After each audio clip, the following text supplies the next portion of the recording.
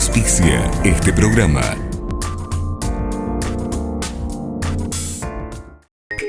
Desde el primer día, nuestro objetivo fue cuidar tu salud visual y en todos estos años lo logramos, porque estuvimos siempre a la vanguardia de la tecnología. Te acompañamos en tu día con los mejores cristales para tus lentes de receta, armazones novedosos y de primera calidad, lentes para sol súper elegantes y para todas las edades. En estos tiempos que corren, nuestro objetivo sigue tan firme como aquel primer día. Óptica Zucco te espera respetando todos los protocolos de atención para cuidarte y cuidarnos. Canal 6 presenta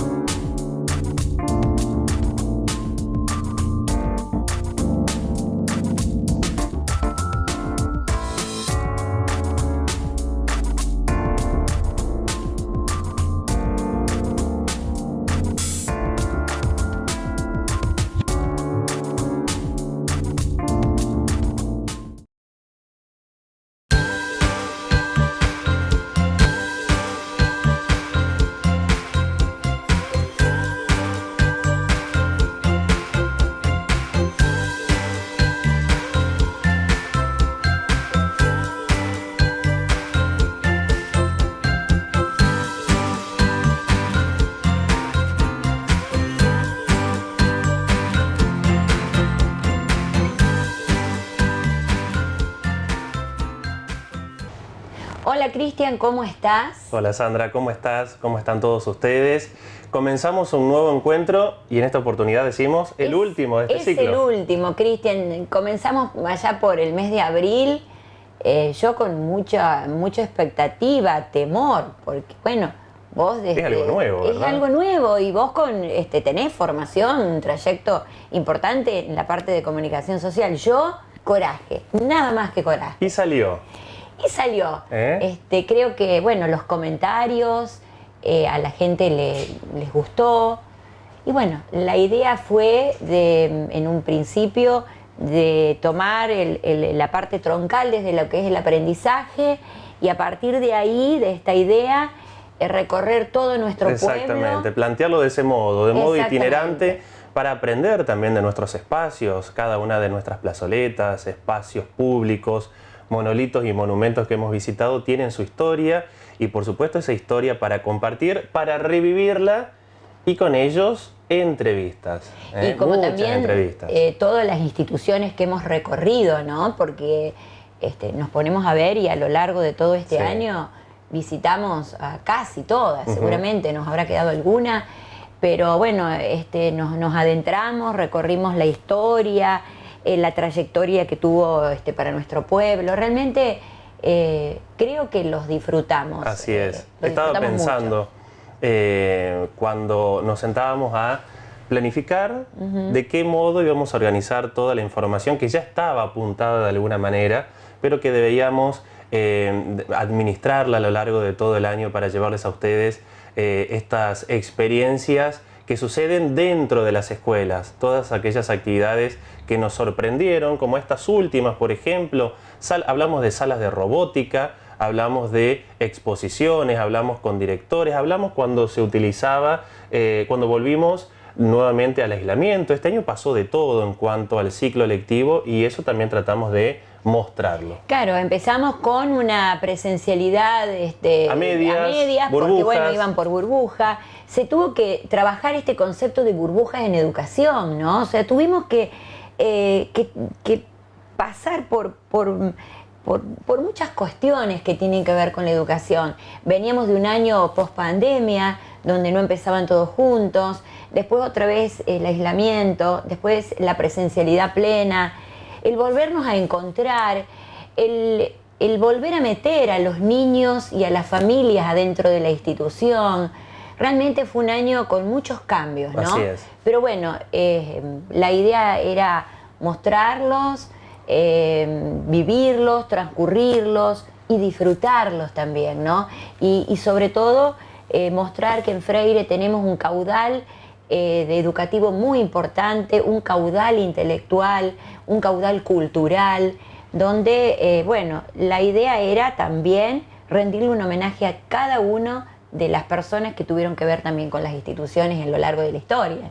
Así es, y todo esto fue posible gracias, por supuesto, a la predisposición de Canal 6, Cooperativa Freire, a quien agradecemos en figura de su director, Tato José María Tolosa, todo el equipo que forma parte de esta familia, al Consejo de la Cooperativa de Provisión de Servicios Públicos por permitirnos y darnos la confianza de llevar adelante este proyecto. Agradecimientos también a ustedes que están del otro lado, a la gente que semana tras semana nos acercaban sus comentarios, sus críticas constructivas y sus ideas también, que luego fuimos lógicamente planificándolas para llevar adelante distintas propuestas. Y de esa participación, Sandra, tenemos que destacar estos pedidos de entrevistas que vamos a compartir. Es así, Cristian. Y antes de irnos a estos pedidos, vos recién hacías un agradecimiento y quiero no olvidarme de la gente que trabaja detrás de cámara, ¿no?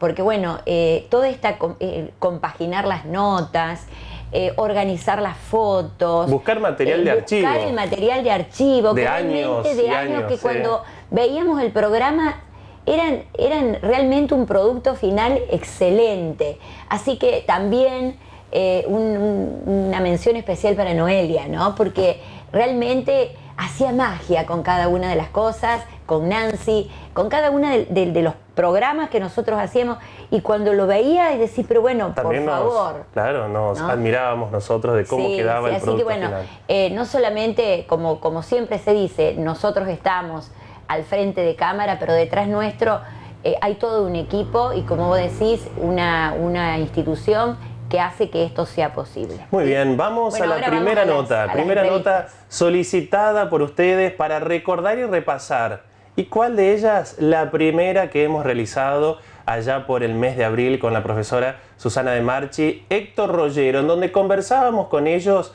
recordando su época de profesores, ambos en la Escuela Mariano Moreno, en el Instituto de Enseñanza Media Mariano Moreno, en la época de la Guerra de Malvinas. Cómo ellos, como docentes, llevaron adelante toda esta información y la práctica docente en ese marco histórico. Fue nuestra primera entrevista, Cristian, y bueno, eso creo que a la gente le gustó, a mucha gente, el volver a ver a estos profesores que hablaban de su época como docentes. Así que vamos a disfrutarlas. Estamos en Medalla Cervecería, a quien agradecemos la predisposición, el espacio para poder grabar y tener esta conversación con dos grandes referentes, podemos decir, de la educación local, ex docentes de educación secundaria del Instituto Mariano Moreno. En primer lugar, bienvenida Susana de Marchi. Hola, gracias a los dos, mis exalumnos, Cristian y Sandra, y mi compañero del Mariano Moreno de muchos años. Colegas entre ustedes en aquellos años como docentes del Instituto Mariano Moreno, también contador Héctor Rollero, bienvenido. Agradezco también como Susana que me hayan invitado. Estaba comentando antes con Susana que de los profesores de aquella época somos pocos los que quedamos por razones de edad. Muy bien. Le doy las gracias. Voy a aportar todo lo que me pueda acordar de ese momento. Y tenemos, Sandra, un objetivo particular para esta conversación que ya arrancamos. Bueno, justamente, Cristian, como lo veníamos anunciando en el bloque anterior, ¿cómo vivieron ustedes desde el rol de profesores? ¿Qué se comentaba en la sala de profesores en el momento que Argentina toma las islas? Porque, bueno, el objetivo era recuperarlas, ¿no? Bueno, la verdad que, como ustedes sabrán, se vivía la época del proceso y los medios de comunicación pertenecían al Estado, de manera de que fue una noticia que nos tomó por sorpresa, porque no se anunció como debería ser. En un gobierno democrático no se puede declarar la guerra así de un día para el otro. Es el Congreso, por un artículo de la Constitución, el que debe autorizar al Poder Ejecutivo, etcétera, etcétera. Bueno, no voy a entrar en detalles. Acá fue sorpresivo, fue una decisión de un gobierno militar decadente, que estaba en sus últimos estertores y bueno, que nos tomó por sorpresa, por supuesto. En un principio, sentir, bueno, vamos a recuperar las Malvinas. ¿De qué están hablando? Y después, bueno, el proceso se fue haciendo cada vez más difícil de entender, de clarificar, y lo que se hablaba en sala de profesor era distinto a lo que se hablaba en el aula. En el aula se daba historia, geografía, por lo menos lo que me corresponde, y a Mabel en esa época, Mabel de Petris, hablar de nuestra soberanía jurídica, geográfica, histórica, o sea, todas las razones por las que son argentinas. Más allá de que si eso justificaba el hecho violento de desatar una guerra, cuando hacía desde 1833 que hacíamos reclamos vía diplomática, ¿no? Por supuesto nunca respondido con prontitud, pero bueno, en la sala de profesores se hablaba de otra cosa. Yo recuerdo, no puedo precisar la cantidad de días de diferencia de esos dos hechos, que pocos días de una cosa a la otra había habido un reclamo popular muy grande, que se había llenado la Plaza de Mayo protestando contra el gobierno militar y exigiendo que dejaran el poder y que hubiera elecciones. Y a los pocos días, que fueron pocos los días, entonces se llenó la Plaza de Mayo para apoyar la toma de las Malvinas, que por lo que leí, me acuerdo, no estaba pronosticado, el plan no era invadir el 2 de abril, sino al mes siguiente, pero como se habían producido estos hechos de rebelión de la población, adelantaron la invasión para acallar un poco, para aplacar el ánimo de la gente y transformarlo en un apoyo. Sí. Hablemos un poquito de los medios de comunicación de la época, porque me imagino que han tenido un rol fundamental todos ellos del Estado. ¿Qué información llegaba y de qué modo para generar este espíritu triunfalista de algún modo? No solamente en ustedes los adultos, sino me imagino en los jóvenes que estaban en la escuela. Y en todo el pueblo. Había los Calar eran del Estado, pero había uno, ATC, que era el que tenía sus corresponsales de guerra. Yo no me acuerdo el nombre del hombre que después tuvo que abandonar su profesión, ¿no? Castigado por la opinión pública, en donde lo que se decía era que íbamos triunfando. O sea, vamos a decir que la Fuerza Aérea tuvo un papel destacadísimo, sí. No igual el resto de la Fuerza Armada, pero eran triunfalistas en el sentido de que, bueno, íbamos ganando todos, y no era así, o sea, era otra la postura. Y además mandaron a chicos jóvenes sin abrigo, sin comida, sin preparación militar. Fue un desastre. ¿Qué clima había en la escuela, Héctor? No, la gente en general, como dije antes, lo tomó como algo importante. Y yo te digo que desde un principio estuve en total desacuerdo con la invasión, porque realmente creer que nuestras fuerzas militares podrían combatir de igualdad de condiciones con la tercer potencia mundial en armamento, porque estaba Estados Unidos, Rusia y después venía Inglaterra, miembro de la OTAN además. Miembro de la OTAN. O sea, toda Europa apoyando y lógicamente Estados Unidos también, porque por ahí he leído que los militares argentinos creían de que Estados Unidos se iba a mantener neutral, que no iba a influir. Eso era desconocer realmente la realidad. La realidad y por eso que no, era casi imposible, no teníamos los medios. Yo creo que, no sé vos, Héctor, pero yo creo que la gente tuvo real dimensión del desastre cuando hundieron al ARA. al claro, lo que yo, Susana, recuerdo... El hundimiento de ese barco, el que ahí eso, había un chico oriundo de Freire, claro. que después vino a dar una charla. Eso fue una cosa impactante. Claro, pero yo, por ejemplo, tengo en mis recuerdos la contrapartida de esto, ¿no? Yo tengo esta imagen como alumna.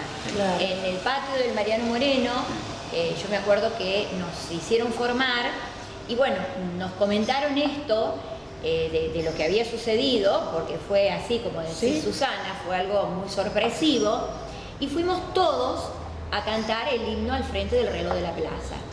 Y desde ese momento nosotros, o desde el lugar de alumnos con 14, 15, 16, 17 años, lo vimos como un gesto heroico, porque ya lo veíamos, estoy hablando de esas edades, ¿no? Sí. Como que íbamos a recuperar las Malvinas. Lo que pasa también, hay que aclarar que nosotros como profesores, en una época de proceso militar, vos no tenés amplia libertad para dar opiniones de tipo política, porque era una etapa difícil.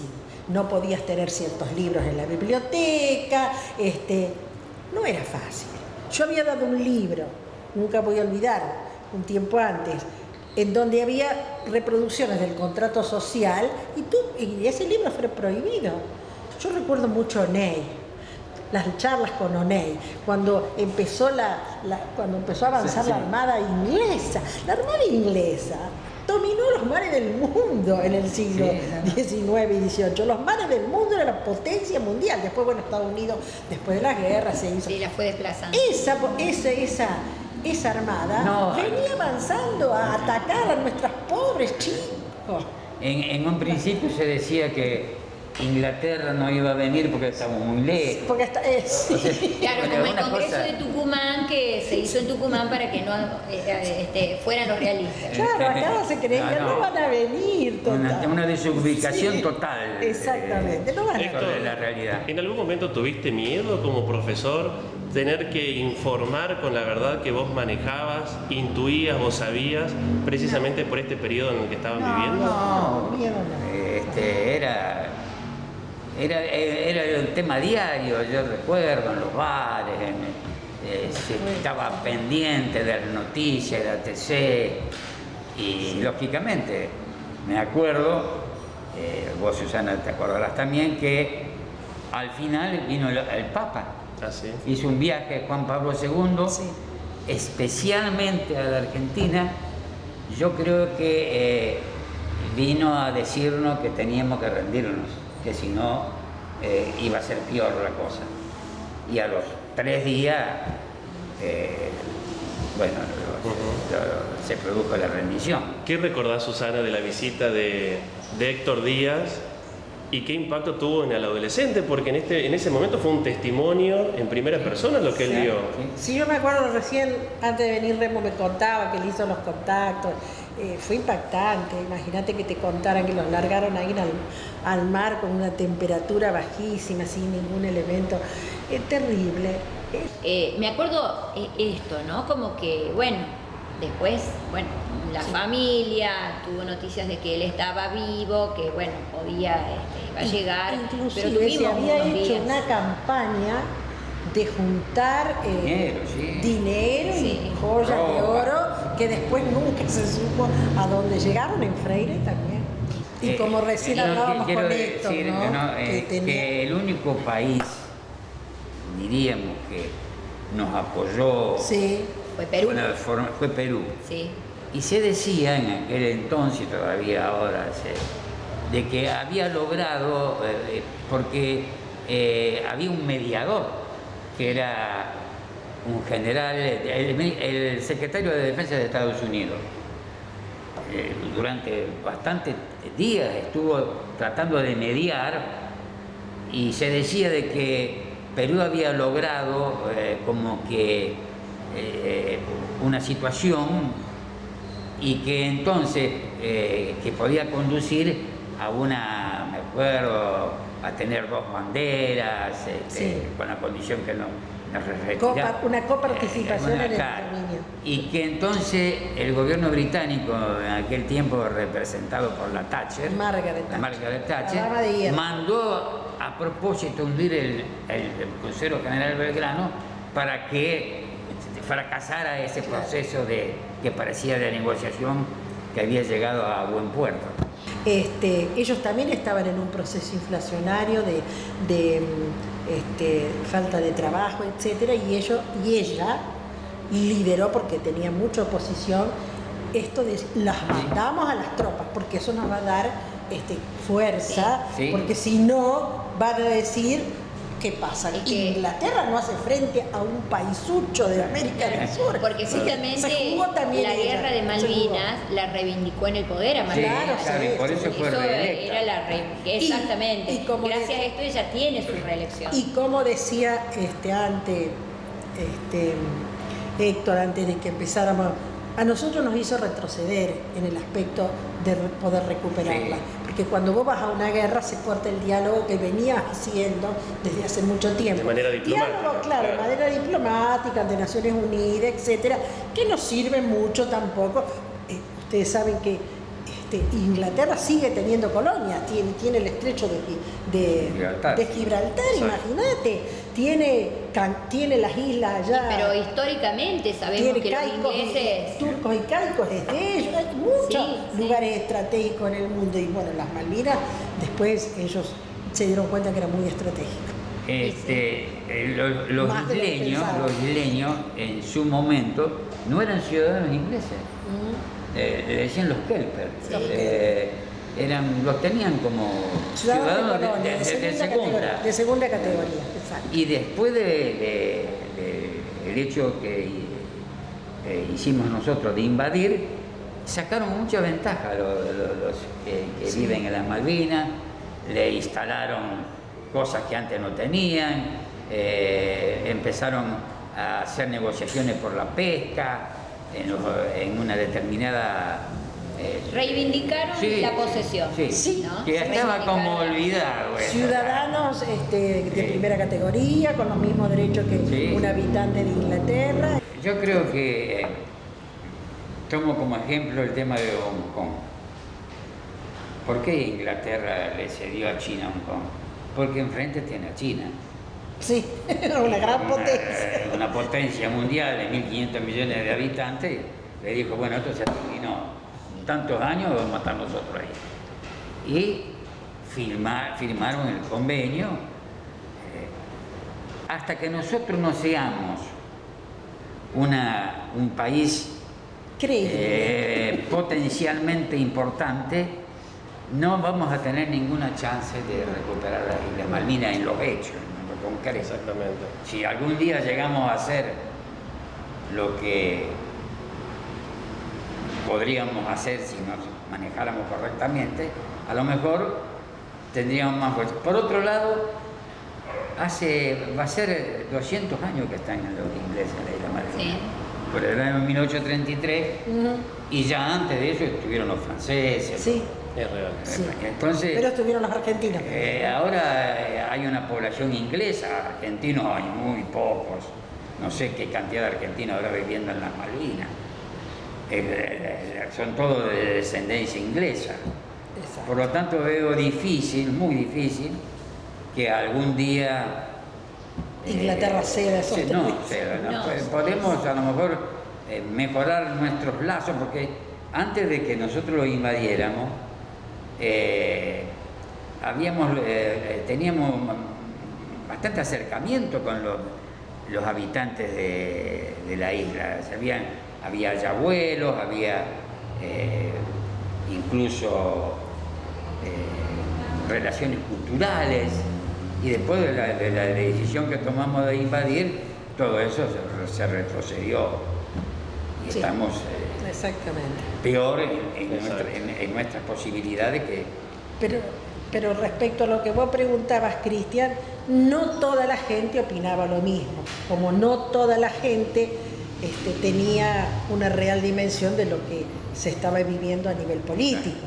O sea, hay miradas y miradas, ¿viste? Claro. Y entonces alguna gente era triunfalista porque creía que los militares eran los salvadores. No, Y no se claro, daba nos esa dejaron manera. en una deuda tremenda, se compraron mucho armamento, y bueno, todo eso también nos llevó después a las posteriores crisis que vinieron después. Exactamente, y por supuesto con un impacto directo en la educación, no solamente de ese momento, sino todo lo que vino en los años sucesivos.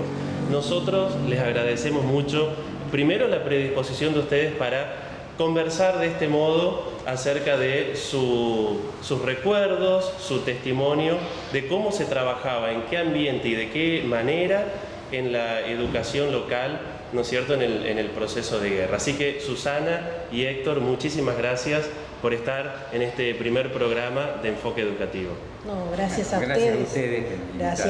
Y nosotros a través de este programa con Héctor recordamos a nuestro querido doctor Ceruti, a Oney Badino, bueno, y tantos otros profesores que ya no nos acompañan más. Hay mucha gente que dejó su huella, preceptores y profesores dejaron su huella, y bueno, nosotros un poco somos los más viejos del grupo, y por eso queremos también un homenaje a rendirle a ellos.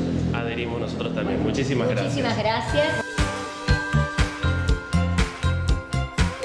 Bueno, Cristian, y también recordamos allá en Plaza Freire, ¿no?, cuando hicimos ese programa que también gustó mucho, la entrevista a Alberto Beto Saccheto, quien nos facilitó, como él alquila un campo donde se había creado, donde se había fundado Freire, ¿no? Entonces, bueno, todas sus narraciones, Contá toda su cuando historia. caminando encontraron restos, que era un pedazo de vaso. Era un pedazo de vaso, porque justamente en la parte donde estábamos había estado el bar. El ¿no? bar, claro. Entonces, bueno, caminar por esos escombros, porque uno pasa por el camino que vamos al cementerio y bueno, lo vemos desde lejos, pero el poder caminar y encontrar esos escombros, restos de ladrillos, era realmente volver a ese Freire, a esas construcciones, y sobre todo escucharlo a Beto, porque con tanta pasión lo contaba. Sí, me gusta mucho esa que parte de la realmente historia. era ver esas casas, era ver esos primeros inmigrantes cuando llegaron, ese primer asentamiento.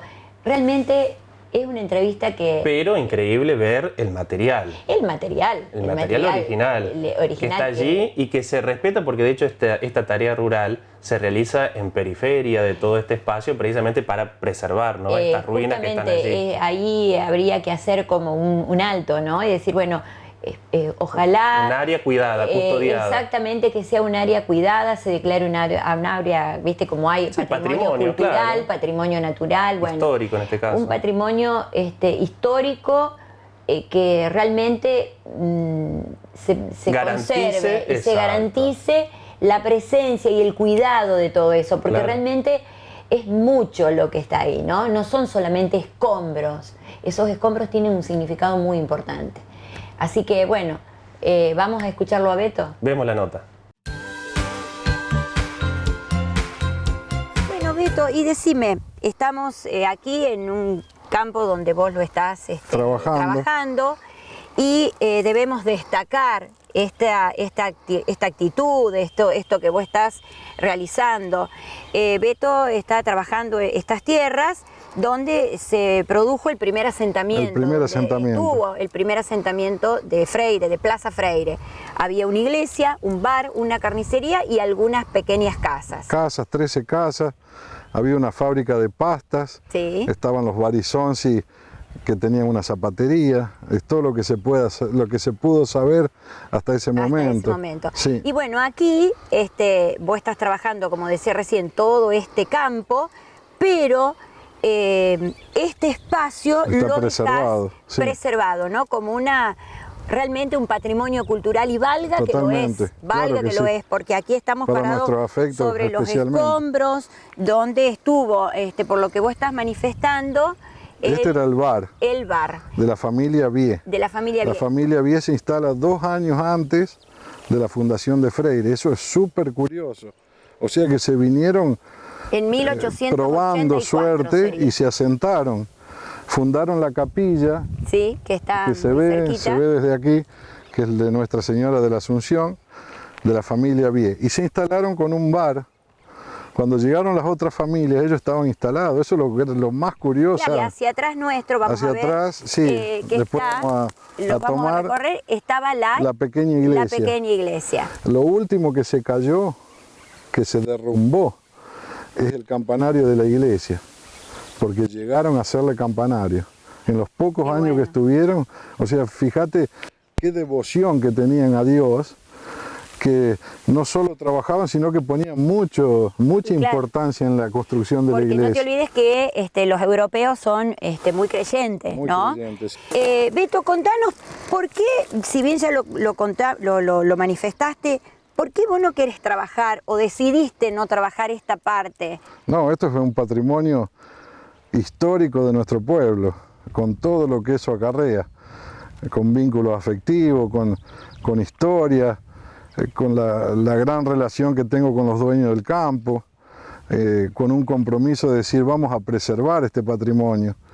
¿Qué se puede perder en este espacio? Nada. No, me parece importante. ¿Y qué se puede ganar? Mucho. De regreso ¿no es cierto?, del recorrido que hicimos de los cimientos de esta pequeña iglesia que había en Plaza Freire, bueno, así, ¿no? Encontramos un trozo de vidrio que suponemos que tiene que ser o de un vaso muy grande o de una botella, y realmente nos llamó la atención con Beto la calidad del vidrio, la calidad del vidrio, el grosor, y bueno, habla de la durabilidad de los objetos de esa época, ¿no? Sí. Donde las cosas no se rompían. Y eran para toda la vida. Beto, muchísimas gracias por tu explicación, y muchísimas gracias en nombre de todo Freire, porque cuidar este patrimonio, para que pensamos que estamos a 135 años de esto, de aquel momento, y que estamos proyectados a muchos más. Y que estamos proyectados a mucho más. Sí. Gracias por cuidarlo, gracias por mantenerlo y gracias por compartirlo. Bueno, volvemos de esta nota y vamos a compartir la primera y la única pausa de este último programa, Sandra, que estamos disfrutando junto con ustedes, recordando estas entrevistas que a lo largo de este ciclo 2021 de Enfoque Educativo hemos tenido aquí cada día miércoles. Es así, Cristian, y bueno, y ya vamos haciendo un adelanto. La maestra Wichi, aquella maestra que con tanto esfuerzo en el impenetrable chaqueño trabajaba en una escuela primaria.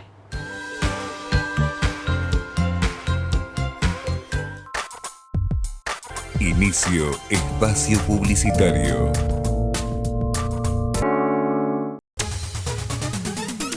Llega el sorteo final de la gran promoción. 40 millones de pesos en premios. Participá de una noche increíble con el show exclusivo de Abel Pintos.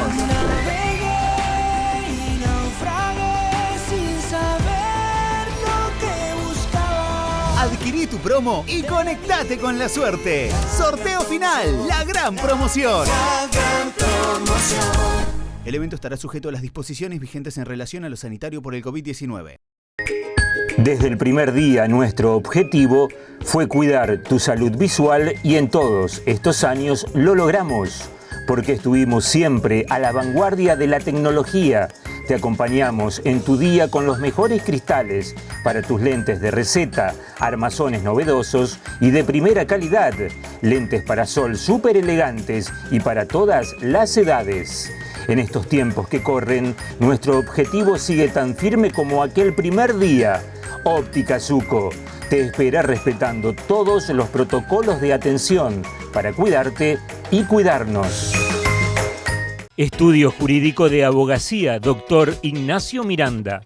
Ofrecemos asesoramiento en declaratoria de herederos y juicios sucesorios, contratos agrarios, comerciales e inmobiliarios, constitución de sociedades, reclamos laborales por despido y accidentes de trabajo, accidentes de tránsito, cobro de cheques sin fondos y pagaré. Estudio Jurídico de Abogacía, Dr. Ignacio Miranda, Alsina 440. Herencia. Tiene todo lo nuevo de la colección Primavera-Verano. Herencia. Camisas, remeras, camperas, jeans, incorporando las marcas Levi's Oficial para adultos y Levi's Kids hasta talle 16. Además, Culjas, estilo urbano y unisex para niños y adultos. Herencia, marca argentina para el hombre moderno y actual. Herencia. Casa Liliana. Bazar, regalería y juguetería, siempre pensando en sus clientes. Si querés renovar tu hogar, vestir tu mesa y hacer un lugar especial, el lugar indicado para encontrar lo que estás buscando es Casa Liliana. Casa Liliana, un bazar con mucha historia.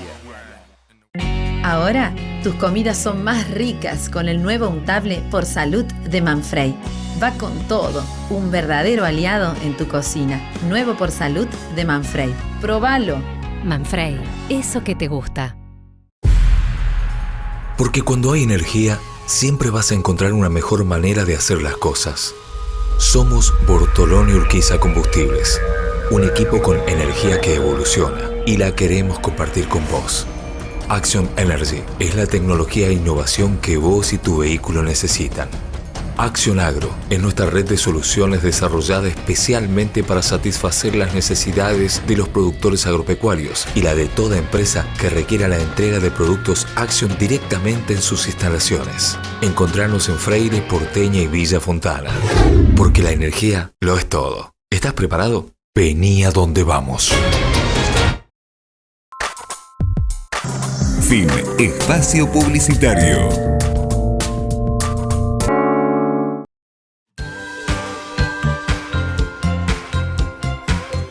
Volvemos de la pausa y como habías adelantado, Sandra, ahora vamos a compartir una nota que nos dio en su momento mucho gusto poder realizarla. A mediados de año, cuando nos contactamos con la Escuela Cacique Francisco Supaz, Escuela Intercultural Bilingüe. ¿Por qué bilingüe? Porque, por supuesto, los niños en la escuela primaria concurren y hablan, aprenden, se comunican en su lengua madre, la lengua wichi.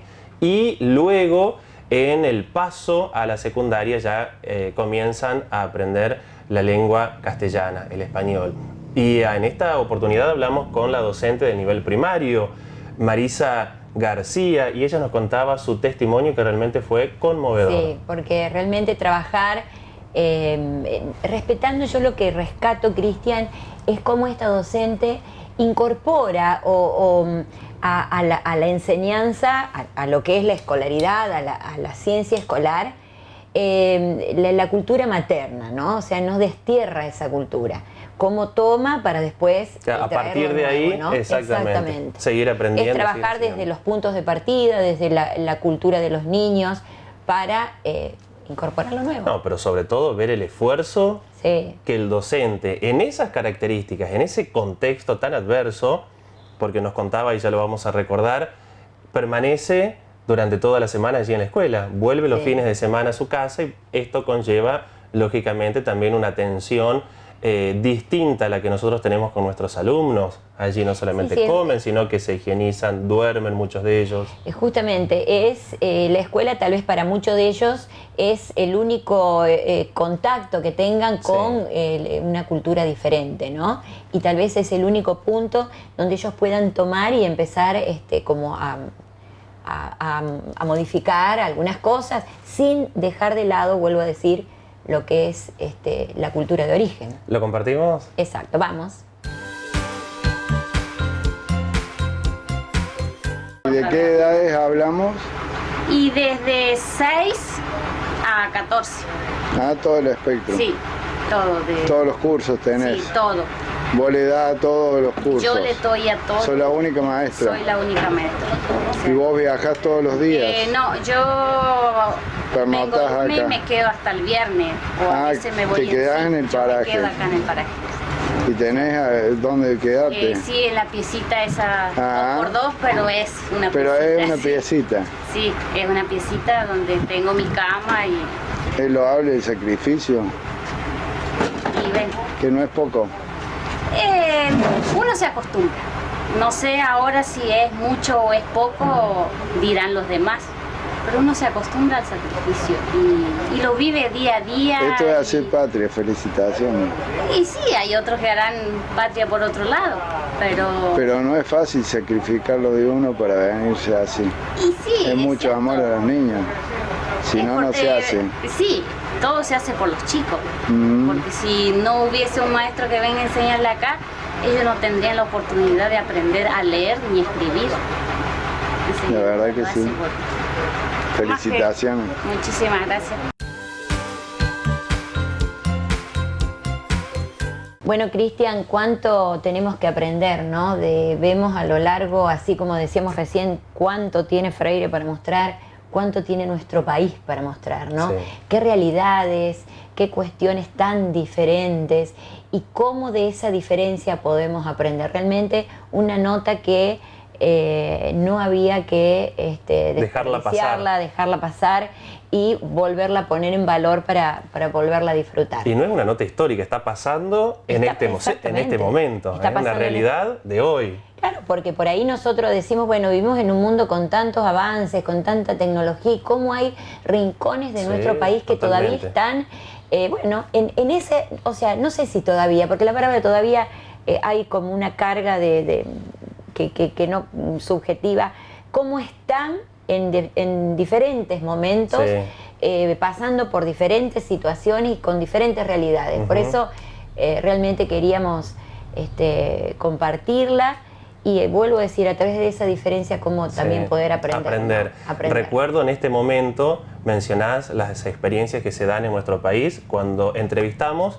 en la otra punta de nuestro territorio, la escuela de la Antártida Argentina. Exactamente. Cómo en aquel lugar los docentes adaptan su año, su ciclo lectivo, de acuerdo a esas circunstancias, de acuerdo a esos alumnos, las clases y los trabajos diarios, donde todos los días van a aprender en la base Esperanza, pero eso es otra historia que también pasó durante este año aquí en el programa. Volvemos a Freire, volvemos a personas que fueron pioneras de instituciones, de comisiones y de fuerzas vivas, en esta oportunidad de una institución educativa. Sí, nota que te tocó hacer así, y dijiste que te había emocionado mucho. Realmente me emocionó mucho. Son esas entrevistas que vos, vuelvo a decir como recién con Alberto, llegás al corazón de la institución porque la persona, el entrevistado, te hace pasar por diferentes emociones porque realmente está tan comprometida con su trabajo. Estamos hablando de Estela Lezo, quien fue la impulsora de la creación de la Escuela Especial Amanecer, ¿no? En un momento, con los ojos llenos de lágrimas, desde el recuerdo, desde la emoción, desde se le veía a esa docente que comenzó para brindar un servicio y a partir de ahí todo el recorrido que hizo para mejorar la calidad, para brindar un espacio adecuado. Realmente fue una nota que llega y que, bueno, vuelvo a decir, traslada las emociones. Yo creo que mucha gente que la vio también se sintió muy conmovida. Exacto, porque vuelvo a decir, Estela contagiaba con todo su voluntad, que yo creo que hoy lo continuaría, ¿no? Lo volvería a hacer y continuaría esta gran obra. Así que, bueno, otra de las notas también pedidas por el público, así que la compartimos, la señorita Estela Lezo. Bueno, recién estábamos hablando, así antes de comenzar con la entrevista, que empezar a crear una institución, empezar a fundar una institución, empezar a armar una institución. Empezar a soñar con una institución. Empezar a soñar. Bueno, Estela, contanos cómo fue este sueño. Fue más que un sueño y es algo que jamás he dicho. Yo cuando tenía 11 años conocí a una chica de mi edad, con una mente brillante, pero con una dificultad muy grande en su morfología externa, que no le permitía prácticamente ir a la escuela. Ella murió cuando tenía 18 años y yo jamás he podido olvidarla. Es como que la recuerdo permanentemente, ¿no? ¿Cómo te marcó esa cuestión? Me marcó, pero no me marcó a esa edad, no me marcó como pensar, bueno, yo voy a hacer esto cuando sea mayor, o no. Eso salió después de una conversación con Graciela. Ella me marcó en el recuerdo, en tenerla siempre ahí conmigo y pensando que me guiaba, ¿no? Que nunca lo habíamos hablado, que quién iba a imaginar que podíamos llegar a lo que se llegó, pero me marcó de alguna manera. Después llegó Graciela a Freire y empezó a trabajar en el Mariano Moreno, y en esas charlas de ratitos que tenés o que te escabullís a propósito para charlar un rato o tomar un café, un día nos dijimos, ¿por qué vos trabajás con chicos en tu casa y yo en la mía? Dice Graciela, y no lo podemos hacer juntas. Y bueno, lo empezamos a hablar, lo hablamos con el doctor Ceruti, nos dijo que era una buena idea. Teníamos que salir a buscar un lugar donde estar. Necesitábamos una casa. El doctor Ceruti nos ofreció el Mariano Moreno. Y ahí empezamos, en una aula en donde teníamos muchos chicos con problemas de conducta. Y entonces con Graciela pensamos, bueno, algo hay que hacer, algo hay que hacer. ¿Dónde vamos a hablar? ¿Con quién hablamos? No conocíamos a nadie.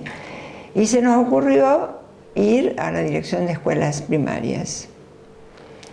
Ahí nos dijeron que no podíamos hacer nada, porque en esa época las escuelas especiales ni eran escuelas especiales, eran escuelas para niños Down, eran escuelas para niños sordos, pero no había lo que nosotros buscábamos, que era que pudieran estar todos los chicos de Freire, porque acá estaban todas las patologías. Volvimos de Córdoba tan desilusionadas, porque nos habían dicho que no. Y Graciela también era una persona de muchas ideas y un día dice, ¿y si los sacamos a la calle?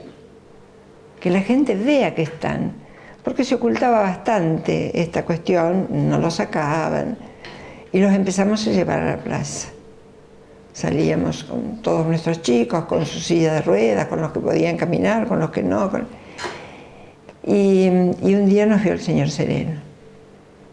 Y se cruzó y nos preguntó qué hacíamos nosotros ahí. Y Graciela trató de explicarle qué buscábamos. Y se interesó, como se interesaba con todas las cosas, se interesó y dijo, y bueno, algo vamos a hacer. Empezamos a buscar un lugar, fuimos a la biblioteca. Ahora digo, gracias a Dios que nos dijeron que no, porque no estaría la biblioteca que hay, ¿no? A veces las cosas se enredan de tal manera que al final tienen... Claro, y al decir tantos no, hubo una necesidad de generar otro espacio para ustedes. Exactamente. Y bueno, y buscar gente que nos ayudara, y en esa época necesitábamos políticos. No sé a qué político nos visitamos. Y sí, que sí, todos nos decían que sí, vino mucha gente a dar conferencias, vinieron unos médicos de Córdoba, nos llenaban de ilusión. Y después todo quedaba en la nada. Y de todas maneras se empezó a conformar la comisión, como vos dijiste recién, también con tu mamá, y gente de buena voluntad, que como nosotros desconocía bastante la discapacidad. ¿No? Nosotros veíamos a los chicos en la calle, pero bueno, ese chico es Down, el otro, y ya está. Todos los días teníamos que ir a Córdoba. Mirar, hemos caminado ese Córdoba sobre todo con María Angélica, porque María Angélica llegó después que nosotros. Empezamos Graciela y yo, y María Angélica, que nosotros creíamos que trabajaba en Freire, ella se decía, qué raro que no me llamen. Y nosotros esperábamos que ella viniera. Ella en esa época trabajaba en Porteña. Bueno, un día con Muchi dijimos, mira, no, la vamos a llamar, no podemos dejar a María Angélica fuera. María Angélica también, una mente brillante, ¿cómo la podemos dejar afuera? Y ella estaba, cuando llegamos nos dijo, yo hace mucho que las estoy esperando. Y no se atrevía a llegar sola, hasta que nos encontramos con una persona de Freire, que fue realmente uno de los artífices. Él dijo, yo les ayudo con esta escuela y después me retiro de la política, que fue Juan Cariñano. Y él sí se puso al frente y nos ayudó muchísimo. Y entonces empezamos a generar todo este movimiento en el 83. En el 84 empezamos a trabajar sin ningún apoyo de nadie, solo la municipalidad que nos alquiló una casa. Pero el señor Sereno iba ideando cosas en su casa. En el año 94 empezamos a funcionar como si fuéramos realmente una escuela, porque nosotros queríamos, seamos 3 o 4, qué sé yo, vamos a ver. Pero cuando empezamos teníamos gabinete de psicología, de fonoaudiología, docentes que a lo mejor no eran docentes especiales, pero sí tenían la voluntad de aprender. Y empezamos en esa casa. Al año siguiente ya teníamos la casa nuestra, que es esta casa antigua, donde ahora viven los bolivianos. Y bueno, la arreglamos un poco, empezamos a trabajar sabíamos que necesitábamos dinero. El señor Sereno imaginó la rifa que todo el mundo nos compraba. Siempre decimos que hasta las abuelitas jubiladas la compraban, la pagaban en cuotas, que era poco, y todo el mundo compraba la rifa y te decía el por qué, porque veía dónde iba el dinero. Nos encontramos también con gente de afuera que nos ayudó. Nunca me voy a olvidar del día que la fuimos a buscar a Silvia Fellín, no sabíamos quién era. Nos dijeron que en San Francisco había llegado una psicóloga nueva, tenía poco trabajo, en una de esas nos ayudaba. Y llegamos a la casa con María Angélica y ella nos atendió y nos dijo sí, cómo no, porque todo el mundo tenía que venir a trabajar a Don Oren. A nadie se le pagaba, no había dinero para pagar. Me parece que fue en el 94, no, en el 95. Sí, en el 95. Empezaban las clases y el ministro de Educación venía a habilitar las clases a San Francisco. De entrada nos dijeron, no da audiencias. ¿Qué hacer? Nosotros teníamos unas cartas escritas. Queríamos que sabieran quiénes éramos y qué estábamos haciendo. Y bueno, no nos atendió naturalmente, pero sí nos derivaron a la escuela privada y a la escuela oficial. Entregamos las cartas y siempre recuerdo, entre ellos, uno le dice al otro, esto es para vos, no para mí. El señor de la escuela estatal le dice al de la escuela privada, esto es para ustedes. Y a la semana recibimos una invitación para que fuéramos. Ahí nos atendió la que iba a ser nuestra inspectora. Y bueno, empezamos a trabajar de a poco y con la ayuda de la gente. Y venían a inspeccionarnos a ver qué teníamos, qué podíamos hacer. Una vez mandaron a un arquitecto que cuando vio la casa dijo, no, ustedes el año que viene acá no pueden empezar a trabajar. Ya, pero ¿y a dónde iban? No, sí, pero no pueden empezar a trabajar porque esta casa no tiene puertas, no tiene pintura, no tiene esto, no tiene aquello, no tiene lo de... Y yo le dije, usted venga en febrero y nosotros en febrero vamos a tener todo. Eso que te sale del corazón, sí. Pero no que íbamos a tener todo, no teníamos nada.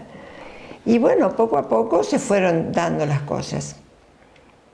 Pero había que encontrar un trabajo, había que encontrar qué hacer a los chicos, porque la idea primigenia era que los chicos trabajasen. Claro. No solo la escolaridad. Sí, que hicieran un trabajo útil. Y bueno, nos quedamos con la parte escolar, con la parte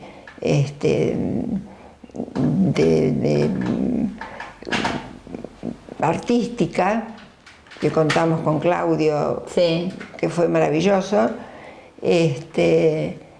Y bueno, así empezamos y trabajábamos y hacíamos dulces y hacíamos un poco de todo. Sí, yo me acuerdo que empezaron con los talleres de la parte cocina. Empezamos con cocina. Cuando a fin de año hacíamos 1000 budines y salíamos a venderlos, trabajábamos hasta las 12 de la noche, nos volvíamos a casa y a las 5 de la mañana estábamos de nuevo allá. Claro.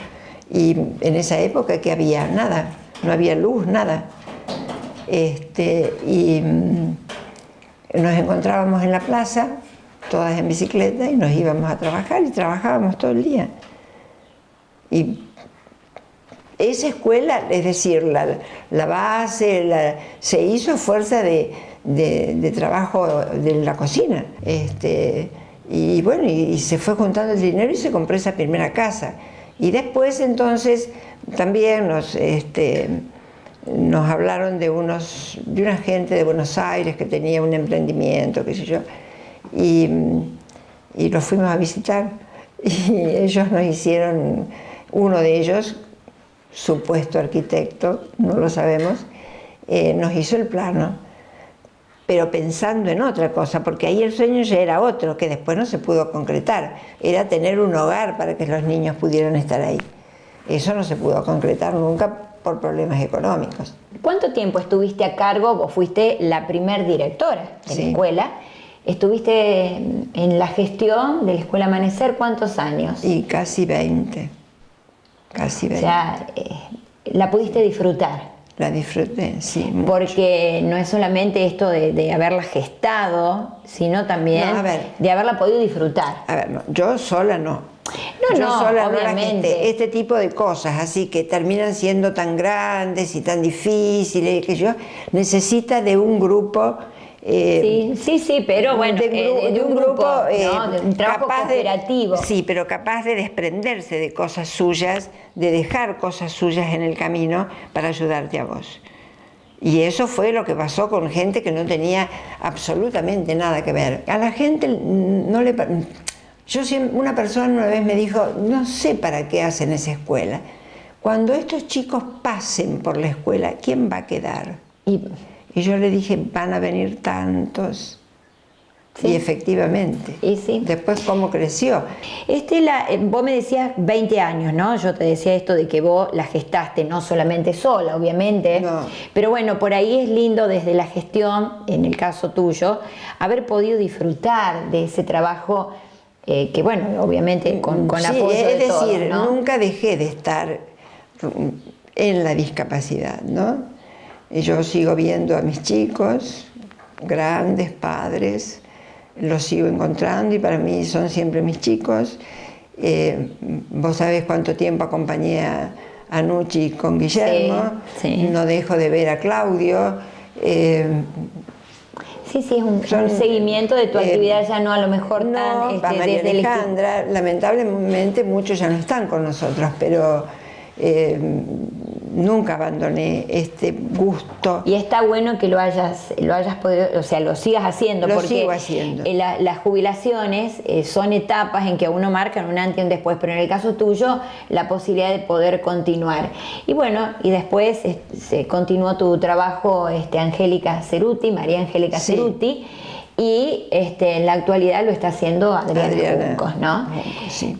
Bueno, Estela, realmente escucharte es disfrutar todo tu relato desde la pasión, desde que realmente observo la pasión que vos tenés en contarlo. Tendría 2 días para contarte las anécdotas que tenemos. Me imagino, pero bueno, realmente yo creo que desde este micro, desde este programa, desde esta entrevista, rendir un homenaje a tu trabajo, al trabajo de todas las personas que te acompañaron. Yo más que a mi trabajo, pero yo creo que también, gente, ¿no? Todos, porque yo cada siempre uno... digo, ¿sabés qué, Sandra? Yo lo que siempre digo, fui la cara presente, la cara, quien daba la cara.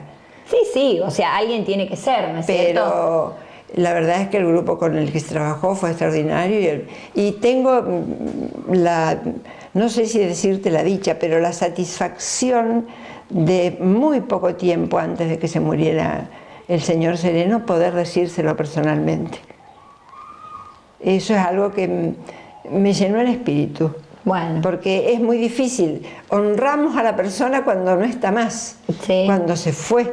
Pero poder decírselo personalmente... Pero bueno, queremos rendirte un homenaje a vos, más allá de todo, fuiste y seguís siendo un pilar importantísimo para la Escuela Amanecer, y a todas aquellas personas que hoy ya no están más físicamente con nosotros, pero bueno, sabemos que en algún momento, desde algún lugar nos están viendo, como María Angélica, como Graciela, y como algunos exalumnos o alumnos, que bueno, ya no están más entre nosotros, pero seguramente desde algún lado, como yo digo siempre, también siguen, ¿no? Te escuchan, sí. Muchísimas gracias. No, a vos. Gracias por la comunidad de Freire, y bueno, a seguir, que más allá de las jubilaciones yo creo que uno puede seguir dando muchísimo, muchísimo, ¿sí? Así que a seguir trabajando, Estela, y muchísimas gracias. Yo te agradezco mucho y verdaderamente también agradezco a la gente de Freire, ¿no? Que nos dio la posibilidad. A toda esa gente que se nos unió, a los padres, a los chicos, que a veces nos reunimos y contamos las anécdotas y podemos reírnos a través de eso.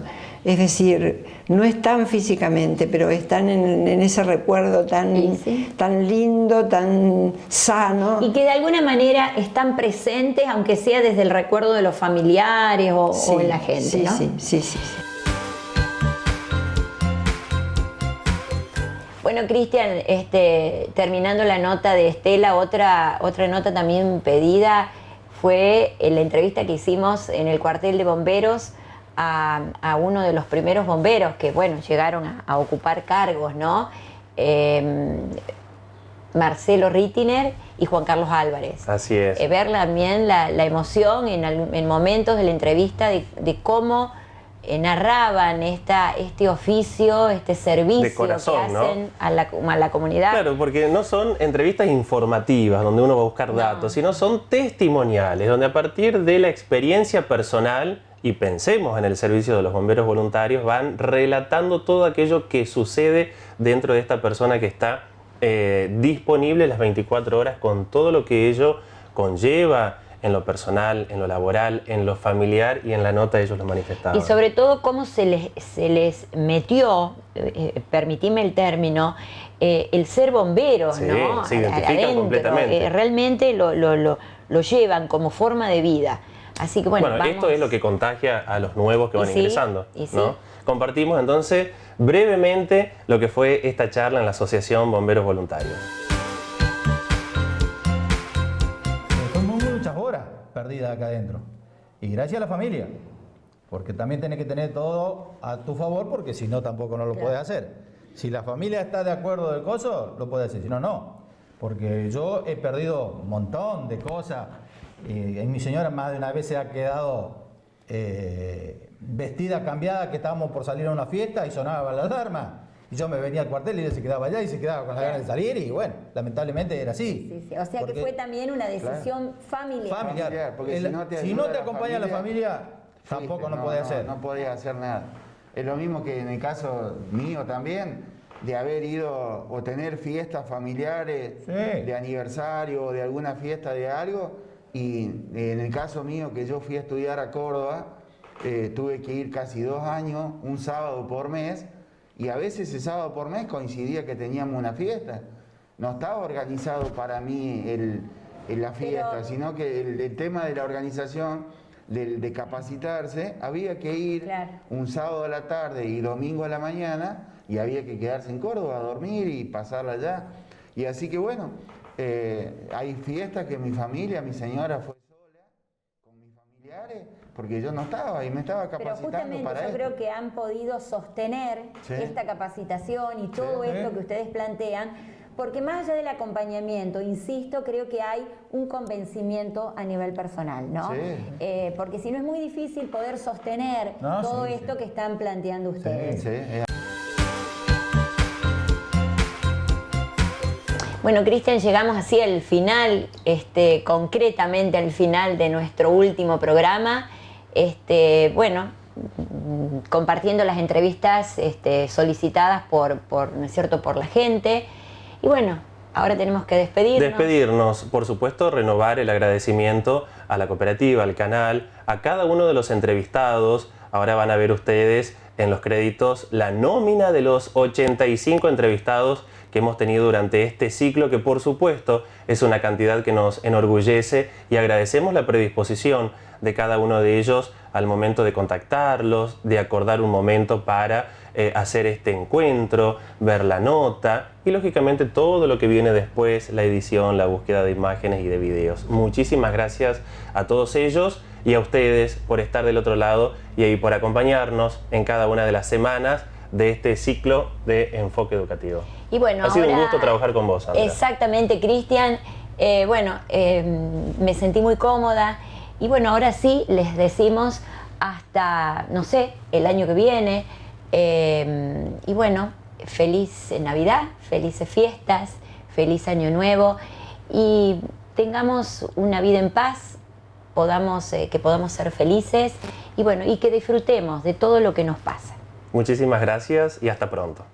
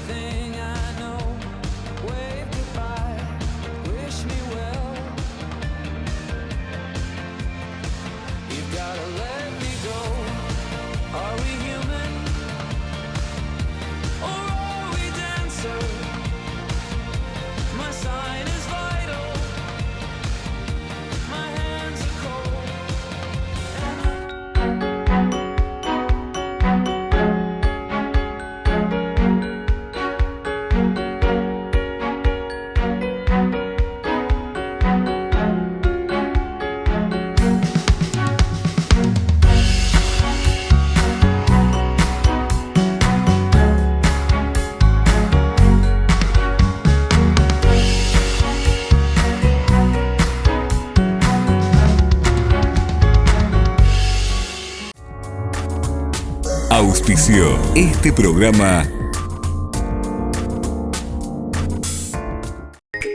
Desde el primer día nuestro objetivo fue cuidar tu salud visual y en todos estos años lo logramos, porque estuvimos siempre a la vanguardia de la tecnología.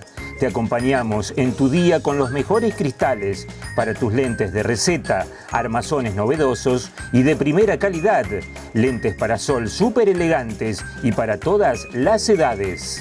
En estos tiempos que corren, nuestro objetivo sigue tan firme como aquel primer día. Óptica Zucco te espera respetando todos los protocolos de atención para cuidarte y cuidarnos. Fue una producción de Canal 6 Cooperativo Freire.